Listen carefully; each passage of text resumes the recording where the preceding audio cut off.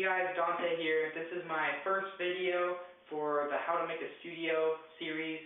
It's with beginner supplies, so acoustic paneling and carpeting. So we're going to talk about placement, we're going to talk about how to set up your panels, what formations to put them in. We're also going to talk about some other basic acoustic paneling stuff. This video is going to focus on acoustic panels. And if you haven't seen my studio update, number 2, then I did get the panels, so they're in and I have them here. They are Mebecca, I didn't pronounce that right. They're 12 for about 20 bucks, which is really good. Usually they're $33. So I bought a couple just to make sure they're good quality. And they are, so I already bought 24 more. So let's get to it. Alright, so those of you who don't know what an acoustic panel looks like, pretty much it's just a block of foam. It's pretty thick foam. It's like memory foam. And they're cut out in shapes so that it traps sound. And there's really no difference between really good quality acoustic panels and cheap panels like this if you're starting out. If you're new to it, you're not really going to notice the difference if you have enough. The thing about cheap panels like these is you'll see it's really thin, so they might rip here, they might fall apart, but I guess that's the only real thing you want to stay away from. If you go like this on your panel, rub your hand on it, and you get bits of the foam in your hand, then you know it's cheap. Or you kind of go like just lightly, just like this. I'm not really pinching, just sliding my fingers on it, and it pieces off. That's when you know the foam's not good, and you shouldn't even bother hanging it up if you can return it. If you can return it, I would get rid of it. Alright, so most people know that with acoustic panels you can orient them this way, with lines going like this way with the lines going up and down. And then also, you can put it 45 degrees as a diamond. So diversing your orientation and the patterns you have, the better it will trap the sound. I'll show you basic formations right now. Okay, so first we'll go over basic formations with 2 blocks. You can set it up like this. You can set it up in a vertical line, or you can set it up diagonal, either direction. General rule of thumb, whenever you're using acoustic panels that are 12-inch by 12-inch or 24 or squares, you want to make sure that 2 blocks are not going the same direction. You want to switch it up. So you want to have, with these, 1 vertical, 1 horizontal. Some have different patterns. Another rule of thumb is if you have them as set up as squares on one wall, maybe on another wall, or the wall across from it, set it up as in a diamond pattern. This will just help to trap the sound better. Alright, now we'll go over a basic setup for 3 squares. Usually, it's the same as if you only had 2. You can do a line horizontal, you can do a line vertical, or you can do a line diagonal.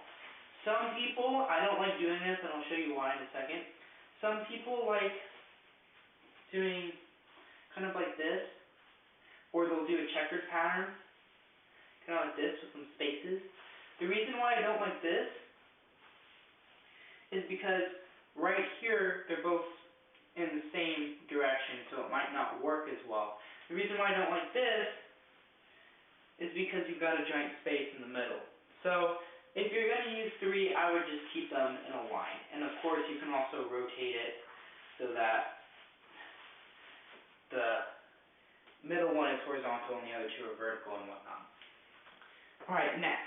Here's the basic setup for 4. This is probably the most traditional used method for 4. It's just a simple square with them all, the diagonals facing the same directions in terms of where these lines are pointed. So the square, also the diamond, very common, it was the same thing. Another thing that some people will do, because there's quite a few things you can do with 4 that you can't do with 3. So they'll go like this, kind of like that Tetris shape, like this. That's kind of good. I like that. It's good if you only have 4, but you're trying to cover the sides of the wall and then kind of closer to the bottom of the wall or higher to the wall. Some people also go like this. They'll make a little shape like this. This is good too. They all work pretty well. So let me rotate this guy. They all work pretty well. If you have your panels up in a formation, it's usually going to sound better than if you don't have them up. So either way, it'll work out pretty well. Okay, so this is a very common setup for 5 blocks. I like this setup. I actually prefer it as an X because usually if I have cubes facing upright, I'll have them in a position like this. I don't really like the plus position. Usually if I'm gonna have one pointed up or down, I like it in a position like this because in my house the walls are rectangular as opposed to square, so it's nice to cover the longer length of the wall, but then also cover the shorter length. So in terms of ratios, you get about the same with the length and the height. Alright, so here's 6 panels. This is pretty good in terms of if you have a long rectangular wall. My walls aren't so rectangular where I'd use a setup like this, but it is good in a room like this when you have a window and that kind of splits the wall into 3 sections. You have the section of the windows and you have the wall on the sides. So this would be good to set up as a vertical rectangle for those lengths of the wall. Now, other setups with 6 could include the one on the bottom, one on the top. That works alright. I don't really like it because I just don't like how it looks. It looks a bit goofy. And then another setup you can do, so it's kind of, I call it the ribbon because it kind of looks like a ribbon, if you think about it, for a fish. So this, usually I would use this vertical, like this. It kind of looks like an arrow now. So I would use this mainly, again, on a pretty thin wall, but also I would center it a little lower so that I can get, because really the middle is not here. The middle of the paneling is about here because you have this extra bit. So this is a cool setup too if you have 6. Now here's 7.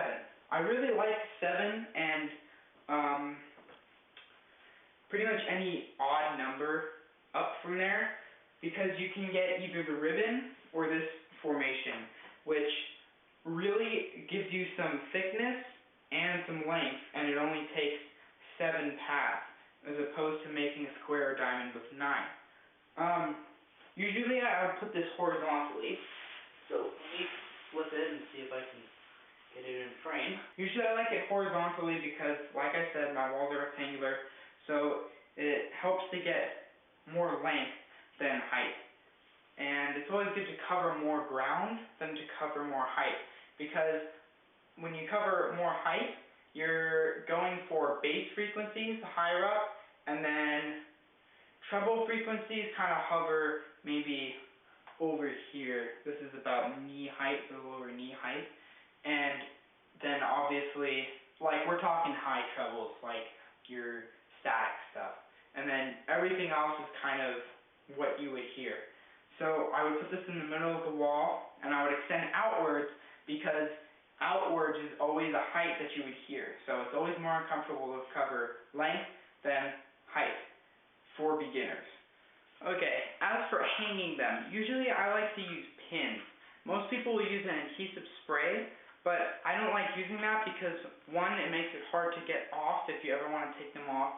2, if you mess up, that really stinks. And 3, if you ever go to take them off, not only will they damage your pads, but they might damage your wall as well. So pins are really nice. These are 1.5 inches. They're art pins, poster pins, whatever you want to call them. And they just go right through the wall and obviously your foam block. And they don't really damage the foam block. They don't really take a chunk out when you pull it out. So they're really nice for this application. And you only need one per block if you're hanging it on a wall. Alright, so for this wall, right now, since I only have 12, I'm going to put 5 in an X configuration, and you can see I've marked the center of the wall right here in a pencil. So I'm going to put 1, 2, 3, and 4. So this should work out pretty well since I've marked the center of the wall. If you don't mark the center of the wall, it might be off-centered, it might look weird, or you might just want to change it. So I'm going to go throw them up, and we can look at it when it's done.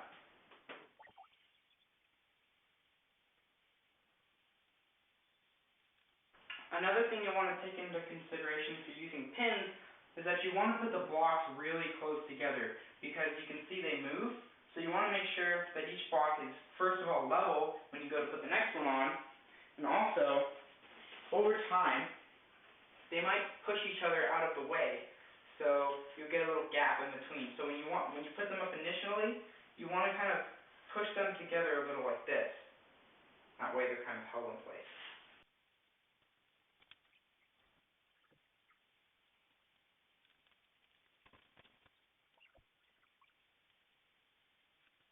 The thing I noticed about these pads, or any cheap pads, is they're not exactly a square. So you'll notice this length is slightly longer than this length, so you can see this little gap here. And that's kind of annoying, but it shouldn't be too big of an issue. I wouldn't really worry about it if you're beginning, and I'm beginning, so let's continue.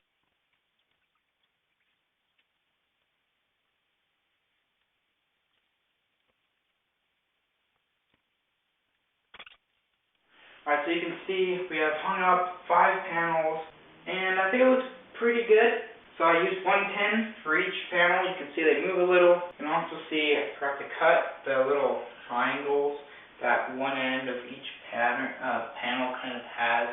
This one has it, this one has it, this one has it. Yeah, so 3 of the 5 have it. So that's the only complaint I have about these panels. They have little snippets here, but you know what? It's extra foam. I'm just going to leave it. I'm too lazy. As you can probably hear, there's not really much difference in this room. I'm not using a microphone right now, and I'm doing that on purpose so we can hear. You can hear there's still a lot of echo, and probably no change. And honestly, there might not even be change after 12 panels. This is a pretty big, small room. But yeah, it's pretty big, and there's no carpet. This is hardwood floors, as you saw earlier. So hardwood floors, glass mirrors, meaning it can't hang anything on it, it becomes an issue. So for a room like this, I'm probably going to need 36 panels before I start hearing a difference. Also, all this stuff cluttered here doesn't really help because it's just giving more opportunities for sound to bounce off of things. So let's go on to the other wall.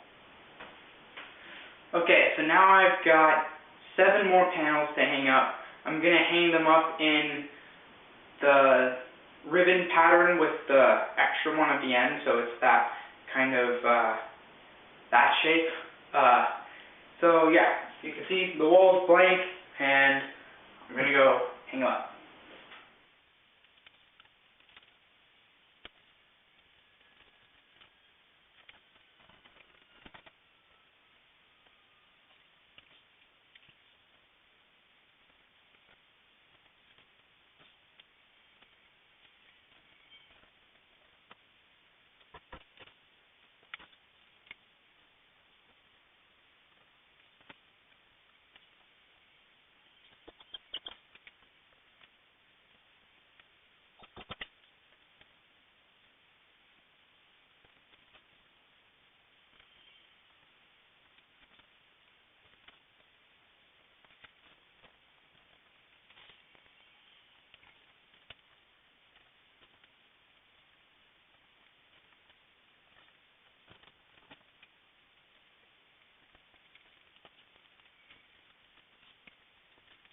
Alright, so as you can see, this wall is temporarily done.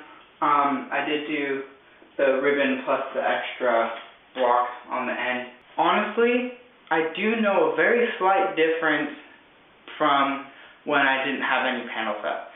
It's very minute, but there's definitely a difference, and it's not a very big difference, so that's why I got more panels, because I knew it wasn't going to be much bigger of a difference. You can also see it looks very sloppy because they are not perfect squares. That's a little disappointing, but you know what? This isn't going to cause it to not to work at all. So you get what you pay for, I guess is what I could say. And that pretty much wraps up this video. I also encourage you to check out my channels, Orchestration D'Angelo, Covers D'Angelo, and Saxophone D'Angelo. And I hope to see you next time. Subscribe to grow your wings.